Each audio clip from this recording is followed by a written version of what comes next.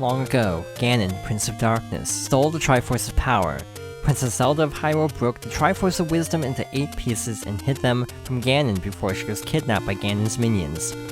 Link, you must find the pieces and save Zelda. And welcome to my new Let's Play of The Legend of Zelda. The series celebrates its 35th anniversary this year, so I wanted to celebrate by going back to where it all began. This isn't really my favorite Zelda. I grew up with the 3D ones, so this is gonna be interesting. Truth be told, I have been trying to record this for a bit now. I forgot what attempt number this is, it has been that long. So I think it's safe to say that this might not be the smoothest playthrough of Zelda 1 ever. It's not an easy game, especially as someone who did not grow up with it. So I will do my best to have a smooth playthrough, but also no promises. With that being said, let's get started.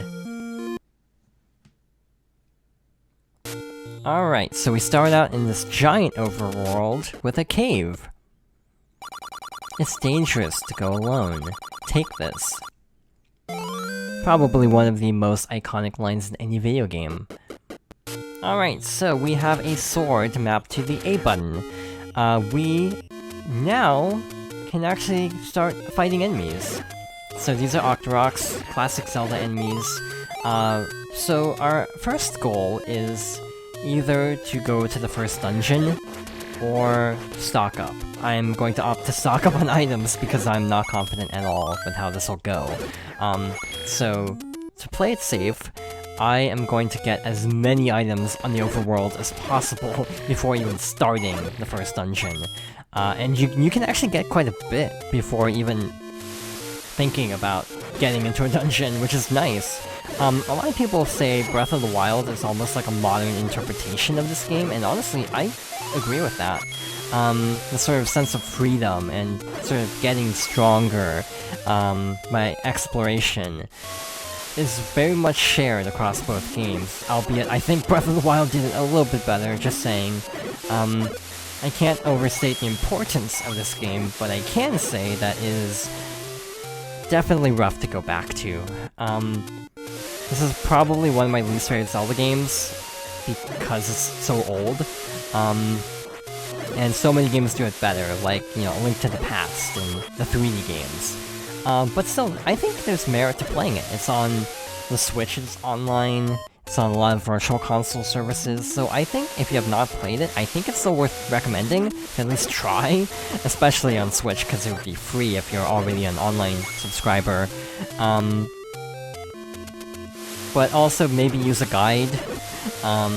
You might have noticed on the opening, it said to look at the manual, and obviously there's no manual on the digital version. Buy something, will ya? Alright, so now we have bombs.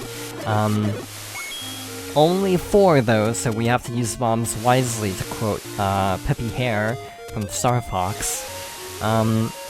So we need to make our way back over to near the start, now that we have bombs, and we can now access some hidden areas. Luckily all the enemies are still cleared out, so we have a relatively easy time getting back. I think it's here? There it is. Take any one you want. So we are taking the heart container.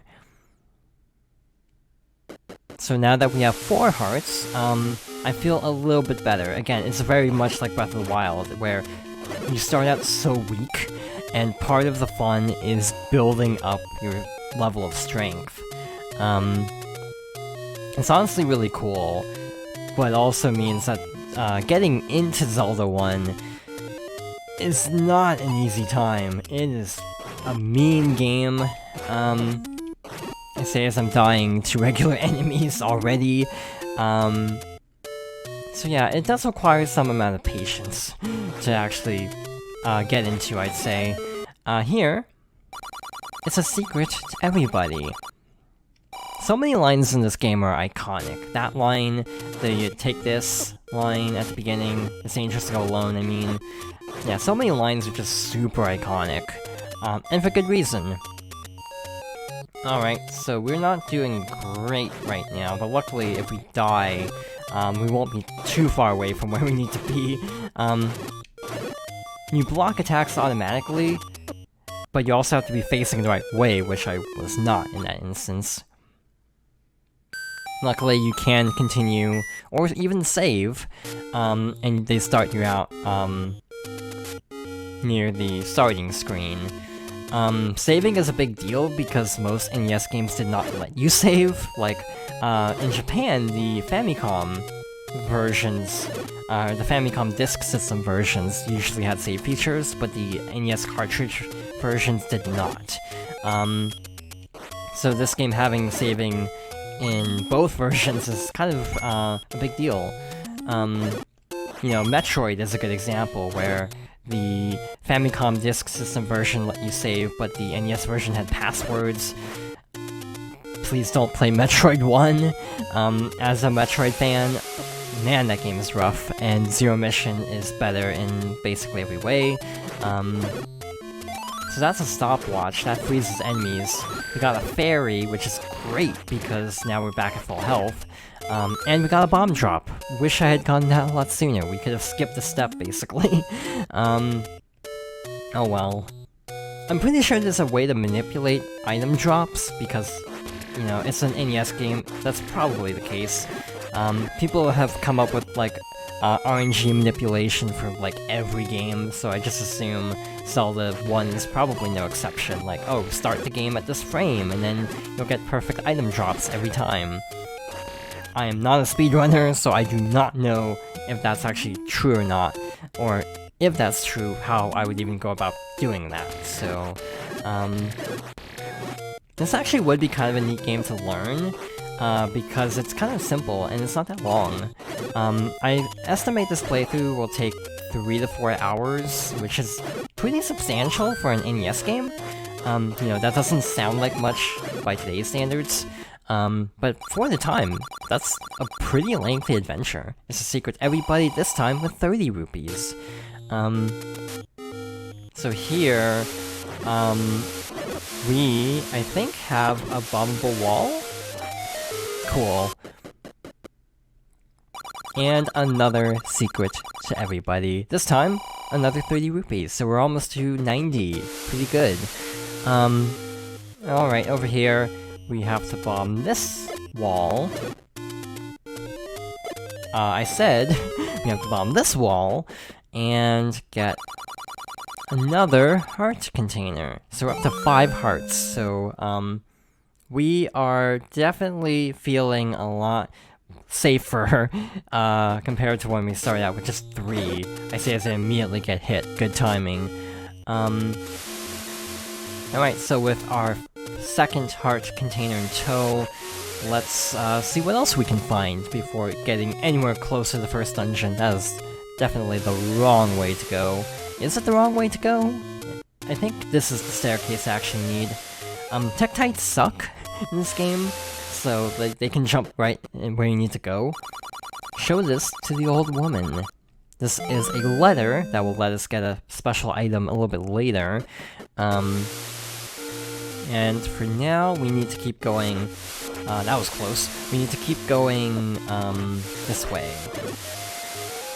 But yeah, I do find the game really impressive for the time. Again, it's just rough to go back to now.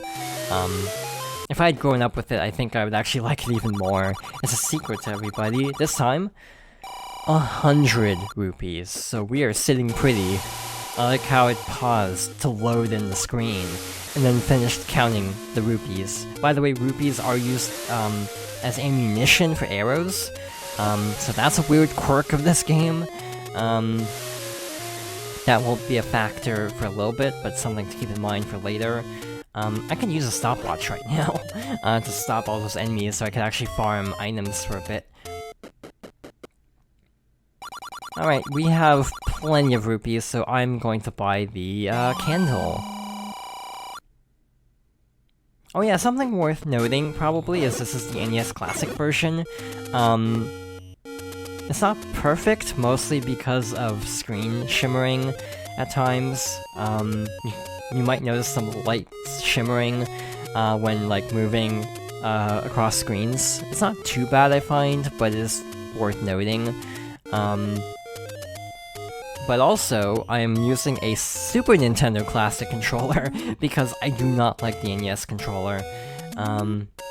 So for the sake of convenience, I am not gonna try to play with that controller and will instead opt for something a little bit more comfortable.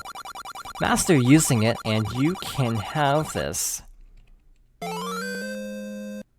This is the white sword, our first sword upgrade. Yes, we already have a sword upgrade, and we just started.